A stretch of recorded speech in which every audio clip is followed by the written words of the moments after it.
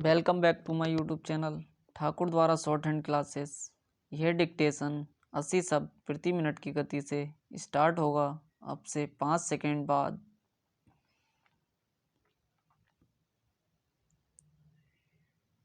Start. इन लैंगिक पूर्वाग्रहों की सामाजिक भूमिका पर ठहरकर विचार करना चाहिए।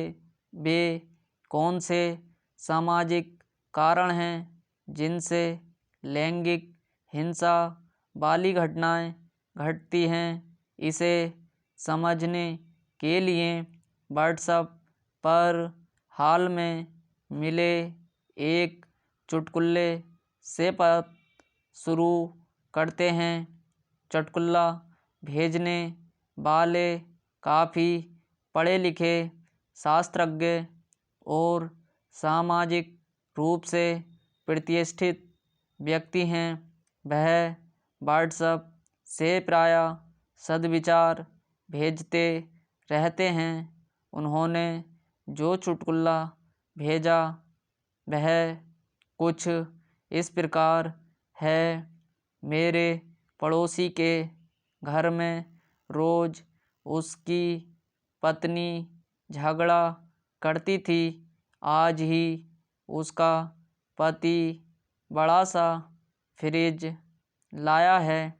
तब से उसकी पत्नी चुप्पी साधे बैठी है।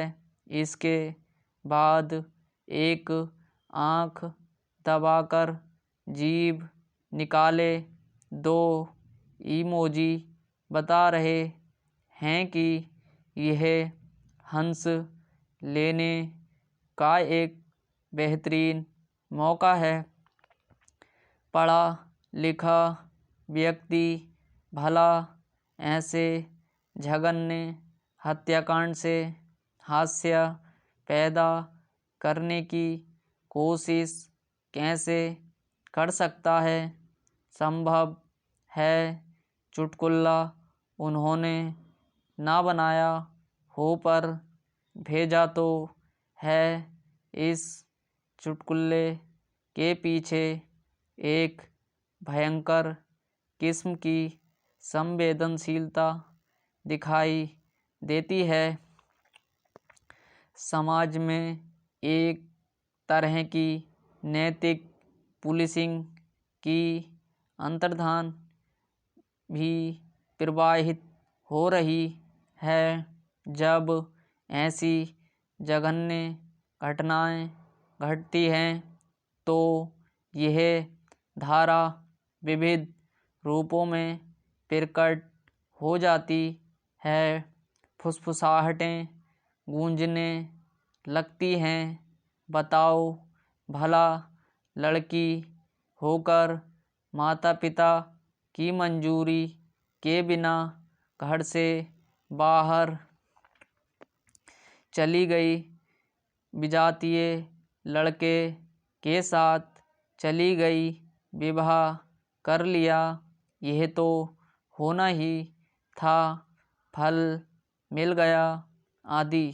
विवाह की तो फिर भी माफ़ी मिल जाती है, वह तो लिव इन में थी।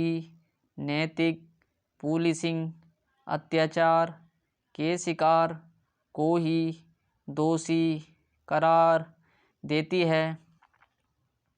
यह लैंगिक पूर्वाग्रह इतना पुरजोर है कि पढ़ाई लिखाई ज्ञान मीमांसा सब बेमानी हो जाता है। इसी तरह अतिरिक्त मर्दानगी का भाव एक दूसरे की समस्या है।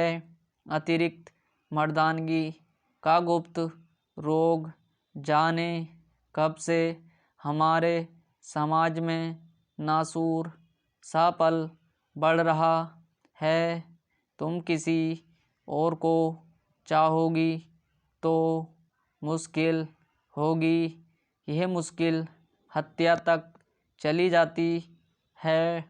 पहले फिल्मों में हमने सुना कि नायक नहीं खलनायक हूँ मैं, अब समाज में खलनायक चहूँ और नायक का मुखौटा पहने बैठ गए हैं। मर्दानगी का यह रोग बार बार हमारी मनुष्यता को क्षरण करता है।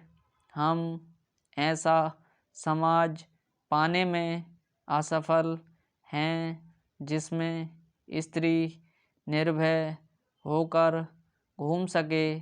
जाने कब से स्टॉप। इसी तरीके की और वीडियो पाने के लिए चैनल को लाइक और सब्सक्राइब करें। Thank you.